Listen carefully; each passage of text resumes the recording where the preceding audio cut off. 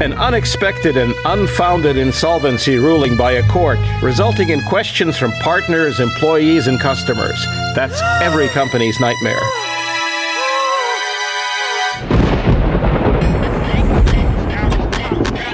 This is a story about how not only an individual company can be saved from such a dramatic situation, but also about how the entire business environment of the country can be changed to prevent such incidents in the future. This is a story of well-thought-out communication. Uzņēmumu pasludināšana par maksātnespējīgu. On January 5th, PALINK, operator of IKI, one of the 3 largest retail chains in Latvia, was declared insolvent by the Riga Kurzeme District Court after a groundless insolvency claim. The claim was filed by an unknown foreign citizen who never even appeared in public. It was obvious from the very beginning that this lawsuit was being used as an unfair tool in a common economic dispute. The court didn't take into account the fact that PALINK was fully solvent and able to settle all of its liabilities. Its net turnover in 2011 was €105.6 million.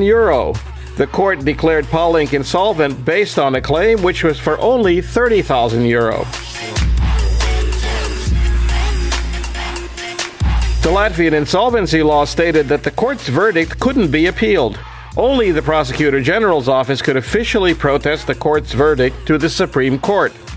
If it didn't, a fully solvent company would be forced out of business in Latvia, leaving more than 1,200 of its employees without jobs. This situation is completely absurd. It seems that in Latvia, even millionaire can be named insolvent in one day. Doesn't matter how many proofs he gave to the court. From the very beginning, PALINK's main goal was to fight the groundless decision and return to normal business operations as soon as possible. But it wasn't a one-player game. A fictitious trade union, 3 insolvency administrators, and a lawyer working in an organized group tried to poison the public sentiment about PALINK. It is a scandal. Immediate action was required. Ongoing communication with the biggest suppliers and employees about the real financial situation and legal proceedings was started from day one. To limit stress, the biggest suppliers were asked to publicly support PALINK. This had a viral effect. Suppliers were encouraged and became messengers to each other on the subject of PALINK's solvency and continued to deliver goods to PALINK stores. Third parties, such as a bank and an auditing company, also got involved, helping to keep the stress under control. To publicly prove the groundless and disproportionate ruling of the court and attract attention to the legal flaws of the insolvency law, PALINK started an ongoing dialogue with local opinion leaders. PALINK invited them to issue official statements to the Latvian authorities, to policymakers and media.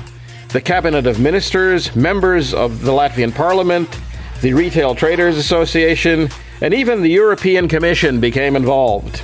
They had a key role in having the Prosecutor General's office protest the court's decision and support PALINK's position in the Supreme Court.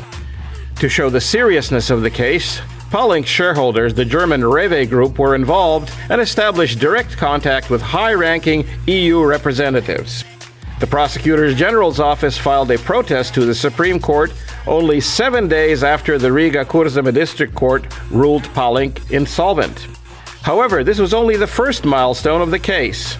Communication about the court's groundless ruling and its effect on the business of a fully solvent company, as well as the legal flaws of the insolvency law that threatened foreign investments in Latvia, continued for more than 5 months.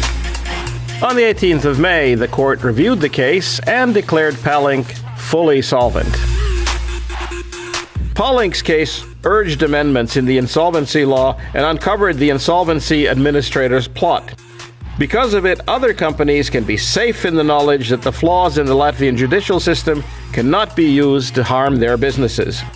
Because of this case, PALINK strengthened its business relationship with suppliers, gained trust from media and society, and is now back on track stronger than ever.